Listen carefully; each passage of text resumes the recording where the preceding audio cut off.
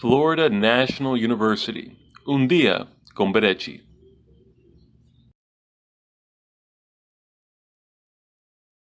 Estamos en la silla VIP con el doctor José Pérez y Sayonara Cantillo desde los estudios de Florida National University. Como siempre, la silla VIP hoy se viste de gran honor porque hoy tengo el privilegio de presentar a uno de los grandes ejecutivos y líder de nuestra comunidad, el doctor en psicología Francesco Duberli. Gracias. Bienvenido, nuestro querido Francesco. Gracias, Sayonara. Un placer estar aquí y muchísimas gracias por la invitación a tu programa. Un gran honor. Francesco es de nacionalidad colombiana. Colombiano. ¿Y naces en dónde? ¿En qué parte de Colombia? Nací en Cali y cuando tenía 21 años me vine para acá, para Miami, así que mi corazón está dividido en dos patrias, Colombia y Miami, porque quiero muchísimo a Miami, lo considero como mi segundo país, los Estados Unidos de América, en especial Miami. ¿Y cómo te quiere Miami? Todos me quiere mucho Miami. Francesco, eres una persona muy querida en nuestra comunidad, porque Francesco no solo maneja una sola área. En mis notas, y tú sabes que soy una seguidora tuya, eres un gran líder. Ser un líder de la comunidad requiere mucha disciplina, mucho amor, mucha entrega, muchos años de investigación también, me imagino. Le voy a explicar por qué ahorita. Y sobre todo, un gran sentido filantrópico humano para nuestro bienestar común. Yo en el día de hoy quiero, Francesco, aquí en mis notas tengo que tú eres presidente de no solo una organización, y no son cualquier organización, estamos hablando que todas las organizaciones en las que tú estás involucrado tienen una sola misión: salvar vidas. Sí, yo he tenido el honor de haber sido elegido para guiar el camino de 4 entidades en la ciudad de Miami, en el condado de Miami, muy importantes, porque básicamente trabajamos el tema de los sobrevivientes, que es el sobreviviente de crímenes, que es uno de los temas que a mí más me interesa y al cual más le he dedicado tiempo. De una soy el fundador, como el Camino del Sobreviviente, que en inglés se llama Survivor's Pathway, y en otras he sido elegido.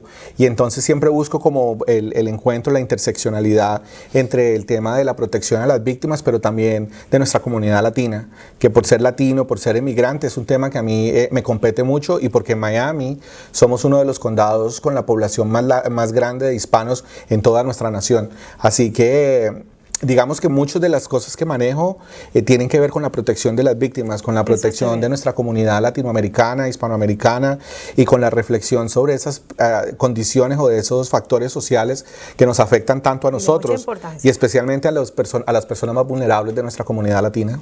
Ahora, para que entiendan un poco qué es Francesco Duberli, porque todo el mundo sí lo conoce, pero a fondo todo lo que tú haces es importante, Francesco. Yo quiero que empieces y nos expliques del Camino del Sobreviviente. ¿Qué es lo que se maneja en tu fundación? ¿Qué es? Sí, el Camino del Sobreviviente se fundó hace 10 años y cuando la fundé como una respuesta a la necesidad de nuestra comunidad latina, que han sido expuestos a crímenes y que necesitan recibir un sistema de ayuda que les permita navegar la complejidad del sistema judicial en los Estados Unidos. Imagínate tú, cuando tú eres victimizado en este país y eres un emigrante y apenas has llegado, que es uno de los mejores ejemplos, y además no hablas el idioma, navegar el sistema judicial es extremadamente complejo. El sistema judicial de los Estados Unidos son los más complejos del mundo, pero lo más importante para nosotros es que la justicia nos sea servida.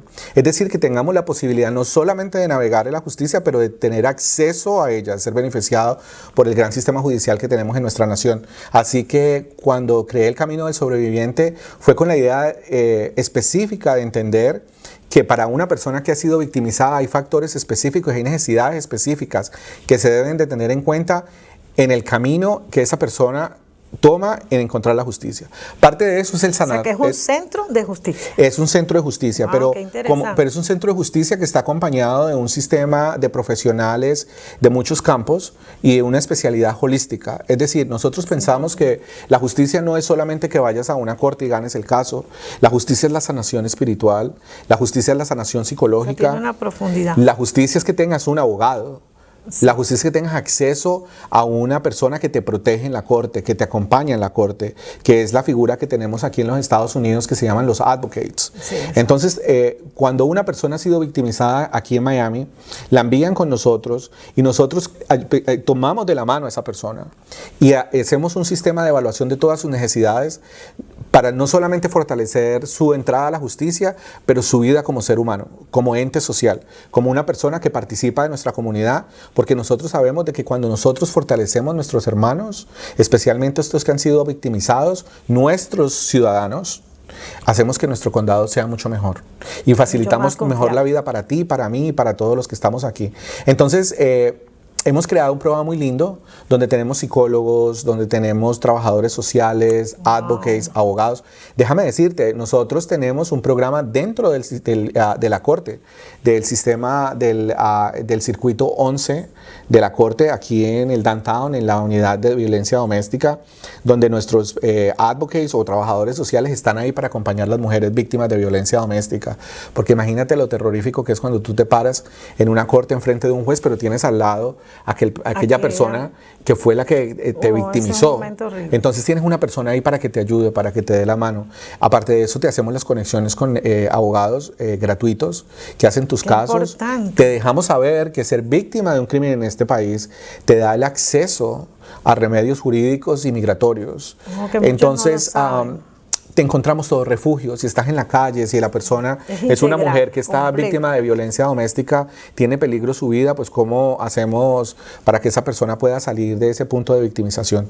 También hacemos algo que es muy, muy lindo y en el sentido humano, no lindo en el tema del crimen, porque nada en el tema de la victimización es lindo, pero en el sentido humano, y es que cuando asesinan, que lastimosamente pasa mucho en nuestra ciudad, cuando un hombre asesina a su esposa y se mata a él en frente de su familia, nosotros enviamos a nuestros psicólogos a hacer atención en crisis, es decir, atender los niños. Porque queda la familia afectada. Queda la familia afectada y esas personas necesitan ayuda. Necesitan entender el crimen, necesitan sanarse de lo que pasó, necesitan una atención psicológica y legal. Más allá del caso. Sí, nosotros trabajamos con todas las policías de Miami-Dade County, con la Fiscalía y la Procuraduría, y vamos allí y brindamos esa ayuda. Y aparte de eso tenemos programas de promoción, de reducción de la violencia en nuestra comunidad, donde vamos a ferias, hacemos muchas ferias. Parte de este programa es eso, es educar, es hablar. Pronto vamos a tener una feria muy linda, ahora vamos a hablar de eso. Y eso es lo que hace el Camino del Sobreviviente o Survivor's Pathway. Es prevención, es educación, es ayuda, es entender que las personas cuando son víctimas de crímenes también han sido vulnerables. Hay un antes y hay un después, claro, y hay otros factores que afectan. Sabemos, por ejemplo, que muchas personas... El salir cuesta también. Salir cuesta, pero también sabemos, por ejemplo, que mira un ejemplo, el VIH. Sí. Muchas personas que son víctimas de violencia doméstica... Que también tienes, aquí hablando del VIH... ¿Tienes eres presidente de una junta?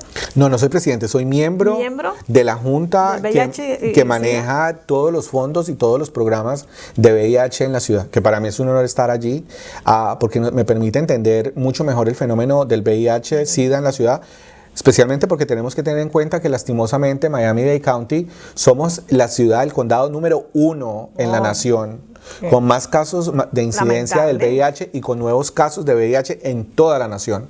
Así que para mí es un honor, pero especialmente yo me he dedicado mucho a analizar y a hablar sobre el fenómeno de cómo las personas que son víctimas, especialmente de violencia sexual, abuso sexual y trata de personas, lo que le llaman tráfico humano, son las más vulnerables a infectarse del VIH. El VIH ya no es... que todas estas organizaciones tienen una relación. Todo se relaciona. Algo de lo que yo he hecho es que mucho de lo que me han elegido hacer, yo busco la correlación, porque lo que sabemos es que los seres humanos somos muy complejos y tenemos necesidades muy complejas y no podemos aislar ni partir el ser humano en pedazos. No. Sabemos de que tenemos unas necesidades que se unen, se entrelazan unas con otras. Es decir que, mira, estamos hablando de la violencia doméstica y de la trata de personas o el tráfico humano y hablamos del VIH, hablamos de la pobreza, hablamos de la migración y digamos que todo va conjunto. Sí, y como ser humano, mi meta es hacer que la ciudad de Miami sea una ciudad más segura, es hablar sobre el tema de la protección de nuestras comunidades vulnerables y de saber de que vamos a vivir en esa ciudad que amamos y que queremos. Es una ciudad con justicia para todos y con seguridad para todos. Francesco, ¿y cuáles son las estadísticas? Hablando de estadística, ¿cuál es el nivel? dentro de los latinos de violencia? Vamos a empezar por violencia doméstica. ¿Cómo estamos los latinos? Mira, nosotros tenemos en general un problema de violencia muy grande en Miami. Desafortunadamente, si miramos desde las estadísticas y digamos si hacemos un análisis estadístico en cuanto a las ciudades o los condados que más violencia doméstica tienen, podríamos decir que Miami-Dade County es la número 1 O sea, en el estado de la Florida. Del condado Miami-Dade County en el estado de la Florida es el número 1 con mayores incidencias de violencia doméstica y muertes. Sí. Entonces, por ejemplo, para darte el dato del 2017, que no es muy distinto del dato del 2018, estamos hablando de que en el 2017, que fue casi lo mismo que el 2018, una diferencia muy corta, está alrededor de las 9,000 personas reportaron casos de violencia doméstica. Y se mantuvo allí. Bueno, o sea, no sí, el cambio fue mínimo. Right? Esto es lo que reporta el FDLE, que es la Asociación de Policías de Miami. Es decir, estamos hablando de que Miami tiene una población de 2.500.000 habitantes y de esos 2.500.000 estamos hablando de 9,000 personas, de las cuales muchas son mujeres. Me atrevería yo a decir... ¿La víctima es más que todo una mujer? 80%, 90% son mujeres. Todo, 100% y dentro de esas poblaciones, sabemos que las poblaciones más afectadas es la población latina y afrodescendiente. ¿Por qué tú crees que la población latina tenga que ser más aceptada? ¿Las mujeres más sumisas? ¿Cuál es lo Yo creo que son muchos factores. Mira, tenemos los factores culturales. Desafortunadamente hay personas que vienen de países donde la violencia doméstica se ha instaurado y se ha formalizado dentro del contexto social. Y a veces esas tradiciones se traen, ¿no? Por el otro lado también tenemos el tema de que emigrar no es fácil. Y emigrar a una ciudad como Miami es todavía más complicado. Tú sabes que cuando tú emigras no solamente estás cambiando tus valores, estás entendiendo una nueva comunidad, pero te estás enfrentando al fenómeno de la economía, la pobreza, porque los emigrantes por lo general no llegan a ser ricos a Miami, ¿cierto? La gran mayoría vienen a luchársela. Poco que tienen, bueno, imagínate, vienen indocumentados, es una ciudad muy complicada para el trabajo, con sueldos no muy buenos, con un costo de vida altísimo. Además estamos hablando, a mí me parece que a veces la gente tiende a criminalizar, a culpar al inmigrante. Sí. Es que trae de sus países estas tradiciones, sí. Algunos las traen, pero también acuérdate que están entrando a una ciudad con unos niveles de violencia altísimos. La gente más pobre está entrando a zonas marginalizadas, afectadas por la pobreza y la violencia. Entonces, si tú sumas la pobreza, la dificultad en la economía, la falta de empleo, hace que a veces eso se convierta en un caldo de factores que te llevan a que la persona pierda el control, a que incluso los valores de la familia se pierdan, se enfermen. Entonces, no podemos hablar de un solo factor.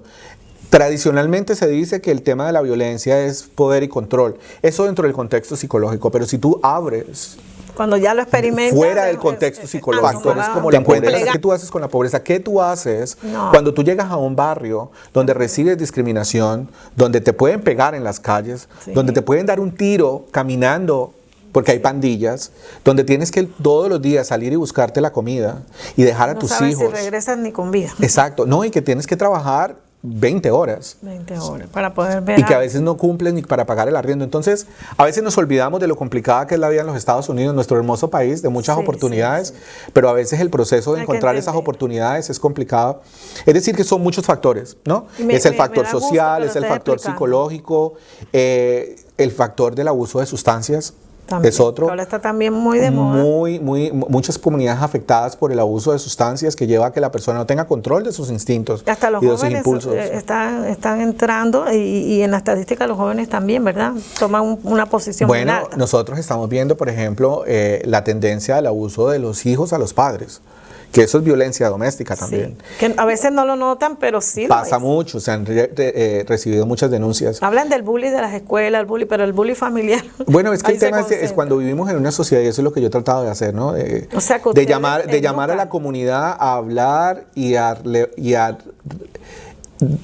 digamos que a rechazar un lenguaje de violencia y espacios de violencia. Sabemos que hay violencia en las escuelas, sabemos que hay violencia en las familias y cómo eso se traduce luego a la vida cotidiana nuestra. ¿Me entiendes? Los índices, por ejemplo, de asesinatos en violencia doméstica son absurdos. Nada más en los primeros 3 meses de este año han matado 15 mujeres. De enero a marzo son 15 mujeres asesinadas por sus parejas. Eso es un número exagerado. Exagerado. Exagerado. Y hablando de violencia doméstica, estamos hablando dentro del hogar. dentro del hogar. No estamos diciendo que es porque la atracaron, no, nada. No, Estamos hablando de la familia. No, esas son otras estadísticas. La familia. Entonces, y cuando hablas de violencia sexual, ¿qué diferencia hay entre violencia doméstica y violencia sexual? Bueno, la violencia sexual, como la palabra lo dice, está mucho más limitada al acto sexual. Es decir, cuando una persona es violada sexualmente, ¿en qué cada momento? vez que tú, otra persona, violenta tu cuerpo, así sea el esposo, el que sea, sin haber consentido, el problema del consentimiento es muy importante, porque ese es el que marca el límite entre el crimen y lo que no es crimen. Es decir, tú puedes estar con tu esposo, el que tú estés con tu esposo no significa que tú estés obligada a tener actividades sexuales con tu esposo y a consentirlas siempre. Sí. Si te forzan cuando tú no quieres, eso ya es abuso sexual. La violencia sexual. Sí, cuando tú no consientes, estás hablando de violencia sexual. Y esa persona, ¿cómo se pueden identificar, en qué momento? ¿Cómo pueden buscar ayuda? Mucho, me imagino que hasta les dará pena de hablar de que ay, me violó mi esposo. No, yo te lo digo, es mucho más triste. Nosotros hemos encontrado en el fenómeno cultural en el cual la mujer considera que una buena esposa es la esposa que siempre está dispuesta, su cuerpo dispuesto a obedecer en el contexto sexual las necesidades de su esposo. Pero ustedes los hacen despertar, los educan. Sí, entonces, y en el contexto de la violencia doméstica vemos mucho que el esposo maltrata físicamente a la esposa, pero luego accede sexualmente a ella sin su consentimiento y en un momento traumático. Eso es violencia sexual. Ahora, el tema está cuando la mujer piensa que esa parte no lo es, y no lo porque denuncia. No lo denuncia porque considera que se le enseñó que dentro del contexto cultural, claro. Y tenemos violencias a los niños, incesto, violencia sexual. Sí, entonces, y luego está pues el fenómeno de la trata de personas o lo que se llama la explotación sexual, que es otro tema muy grande aquí en la ciudad. Así que son muchos factores, ¿no? Muchos factores lo que tú dominas. Y también aquí estamos en el Powerhouse, Florida National University, que también forma parte activa con nuestra querida directora Rachel Torrema y la doctora María Cristina Regueiro, que es la presidenta de esta gran universidad. ¿Cuál es tu posición dentro del Powerhouse de aquí? ¿Cuáles son las actividades que ustedes relacionan con la comunidad? Bueno, no, yo soy un miembro como tú y como muchos muy otros. Orgullosos sí, como muchos otros miembros. Es fabuloso porque trabajamos la prevención de violencia doméstica, como tú lo sabes, la explotación sexual, y yo creo que se hace un gran trabajo trayendo a la comunidad y creando espacios seguros donde se puede educar. Bueno, aquí también tienes un proyecto muy importante, porque también Francesco es conferencista, Francesco está en muchas actividades educando. Sí, pero todo el tiempo educando. Súper importante. Pero este proyecto que tiene. Sí, esta es la Fiesta de la Salud, que es una iniciativa comunitaria donde vamos a tener justicia y salud juntas en una feria. Va a estar con nosotros la policía de Hialeah, la policía de Miami Gardens, la policía del condado de Miami, de la ciudad de Miami.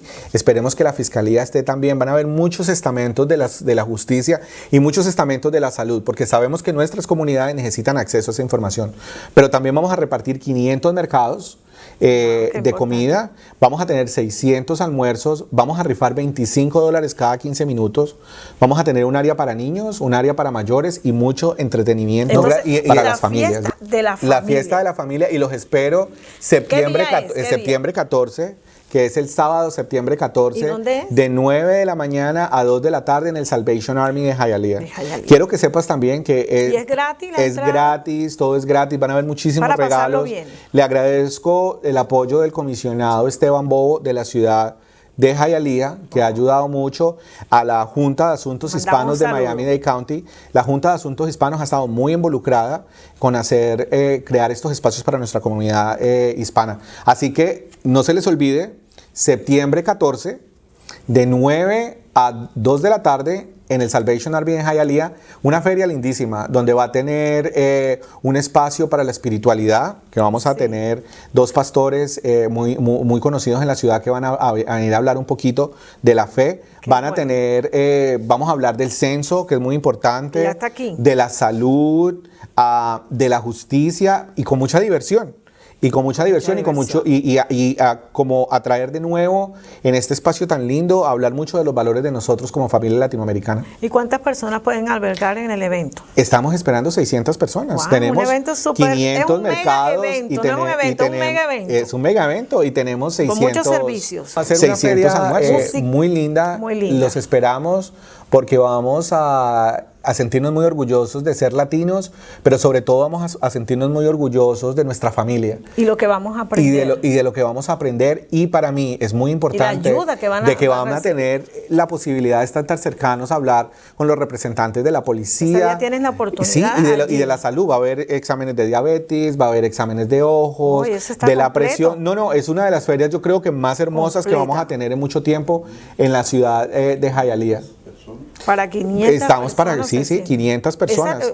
Ustedes van a repartir, son canastas de comida. Canastas de comida para 500 personas con verduras, con huevo, con carne, con leche. Para ayudar. Así que imagínate, va a ser Queda bien después del huracán, porque estamos en una temporada muy peligrosa, porque ahora tenemos a Dori aquí amenazando y toda la cosa, y yo creo que esto llega muy bien. Llega muy bien, y después de los momentos tan difíciles que vamos a pasar con el huracán, pues entonces vamos a tener la oportunidad de ir a un sitio, a unirnos, a recibir muchos regalos y mucha educación y mucha información. Se van a relajar. También los invito porque en el Powerhouse tenemos la reunión del alto a la víctima, van a estar hablando, ahí va a estar Francesco Duverly. Eso es el día 12, ¿verdad? El día 12 tienen un meeting aquí en Florida National University para que también vengan y tengan la oportunidad de conocer toda la junta directiva del Powerhouse en Florida National, y también pueden acercarse a Francesco Duverly, que nuevamente va a estar aquí. Claro. Eso es un meeting, no es un festival, simplemente es un lugar de asesoramiento. Es una reunión, y es la reunión del Powerhouse, y están bienvenidos. Y el tema de la víctima, ¿no?